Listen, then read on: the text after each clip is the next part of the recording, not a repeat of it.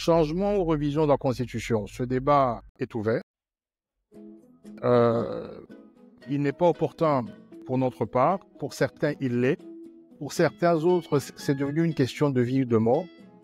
Et ce que nous pouvons comprendre à ce stade, c'est que 10 mois après son investiture, une investiture issue d'un processus électoral calamiteux dans lequel la tricherie a battu son plein, M. Tshisekedi s'est lancé dans un challenge suicidaire, celui aujourd'hui de nous conduire vers la 4e République, alors que finalement, depuis qu'il a accédé au pouvoir, il n'a réussi à rencontrer aucune de ses promesses. On va l'appeler ici le roi de l'échec, et il a échoué sur tous les plans. Au début, le cerveau de la République, M. Kabouya, qui est le chef de son parti, est venu nous dire que nous devrions réviser la Constitution au motif que l'article 217 contraignait la République démocratique du Congo à céder des terres à des voisins.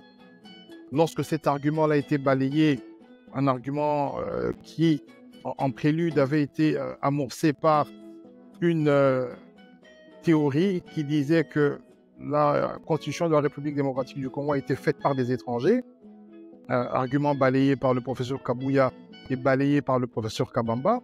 Après cette étape, nous passons à une deuxième étape, après cette contradiction, pour nous dire que cette Constitution, finalement, nous obligeait ou nous contraignait à céder des terres à nos voisins. Et donc, David Kabouya est resté autour de ce flou pour justifier une démarche qui, aujourd'hui, n'a pas d'autre mobile que nous conduire inexorablement vers une 4e République et donc permettre à M. Tshisekedi de briguer un nouveau mandat, pour ne pas dire un 3e, parce qu'il va s'en dire qu'il vous dira qu'il ne veut pas de 3e mandat. Bien sûr qu'il veut bien un nouveau, et cela sur un mandat de 7 ans et peut-être au suffrage indirect par des députés qu'il a nommés lui-même. Ce que nous savons, c'est que M. Tshisekedi, c'est le champion des échecs, c'est le champion des ratés.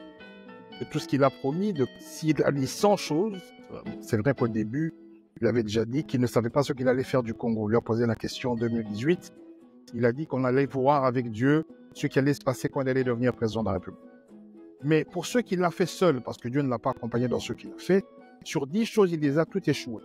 Autant il avait trouvé la clé pour nourrir les Congolais, autant il est allé s'installer à l'Est, autant il a transformé le pays en Allemagne d'Afrique, autant aujourd'hui nous pouvons dire que dans tous les secteurs de la vie publique, M. Tshisekedi a échoué. Alors il a échoué lamentablement et il n'y aurait aucune motivation autre que des intérêts personnels qu'on peut lire à travers les pillages, les détournements, que de vouloir changer une constitution pour se maintenir, au bénéfice ou au profit de sa famille biologique, qui s'est notamment fortement enrichie, dont le patrimoine en Belgique aujourd'hui est évalué en millions d'euros, au profit de sa famille politique, en tout cas pour les caciques, qui sont miraculeusement devenus millionnaires sans créer aucune entreprise.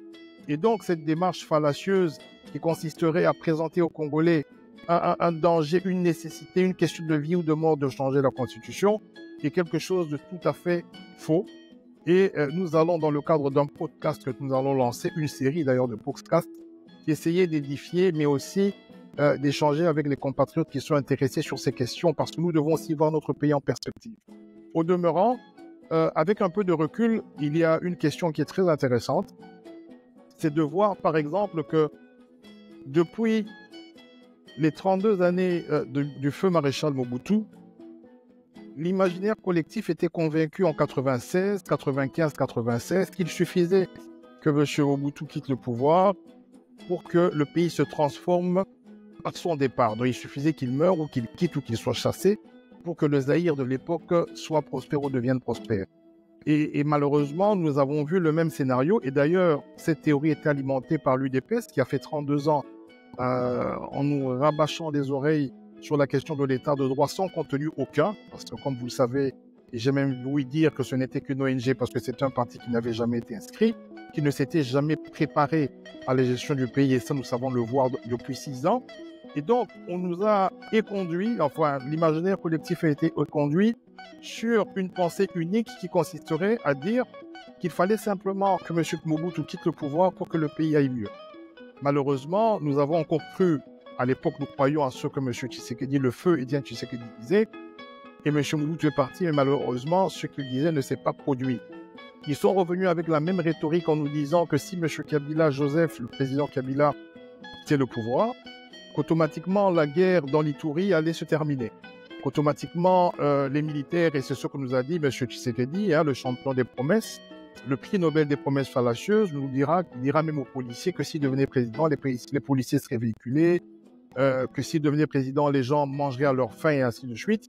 Et donc on nous a dit, par l'UDPS encore une fois, que M. Joseph Kabila était un Rwandais, qu'il alimentait tous les conflits à l'Est et que dès qu'il quittera le pouvoir, les choses iraient mieux.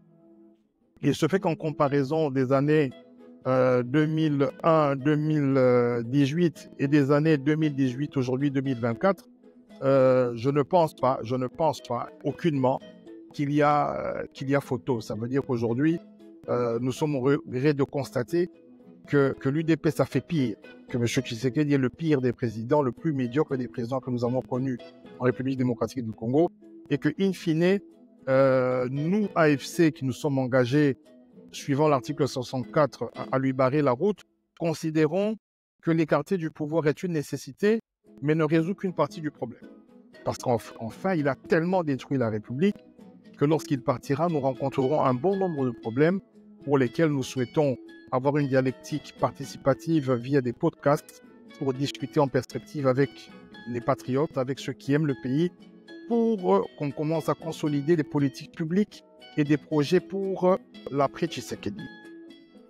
La différence entre une rébellion et une révolution, c'est que la rébellion, c'est une rébellion simple parce qu'on se rebelle contre le pouvoir, mais la révolution est porteuse d'un projet. Et l'AFC est porteuse d'un projet. Et donc aujourd'hui, nous vous invitons tous à nous suivre dans un podcast qui sera ouvert au public. Ça veut dire que si vous avez des questions, vous pouvez les poser. Ce podcast va passer sur Twitter tous les dimanches et tous les mercredis à partir de 21h. C'est un podcast qui ne fera qu'une heure. Vous pouvez participer en posant des questions via Twitter, Facebook et YouTube. Et pour ceux qui sont, entre guillemets, qui veulent participer en vidéo, mais bon, je crains qu'avec l'état de droit, ceux qui participeront et dont les visages seront affichés dans le podcast risquent d'être arrêtés s'ils sont au Congo. Et pour ceux qui sont au Congo, peuvent utiliser des comptes anonymes pour poser des questions. C'est un conseil que je donne. Parce que comme vous le savez, M. Tshisekedi est intransigeant.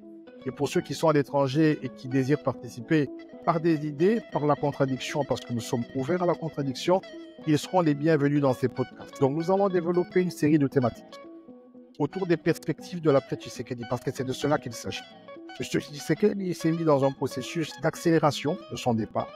Il s'est mis dans un processus conflictuel où aujourd'hui, il a, par des violations incessantes de la Constitution, des violations incessantes des droits fondamentaux des citoyens, envoyé des gens en prison, Mike Mukebai, Seth Kipuni, Jean-Marc Aboud et bien d'autres, des journalistes, pour museler la contradiction. Je vois aussi que l'honorable Denis Sessang a été empêché par 2 fois de manifester.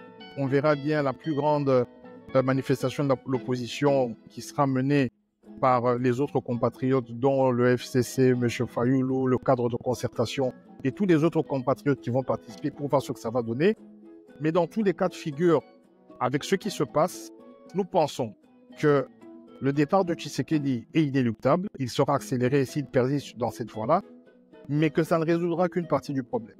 Et notre intérêt dans cette démarche, c'est de permettre à ce qu'il y ait des échanges, à ce que nous parlions, parce que nous sommes quand même les champions de la critique, mais nous avons très peu de propositions. Et c'est ce qui a fait qu'aujourd'hui, 32 ans d'UDPS, des militants de l'UDPS sous les arbres, en train de parler d'état de droit, en 6 années, ils n'ont réussi à faire prospérer aucune politique publique.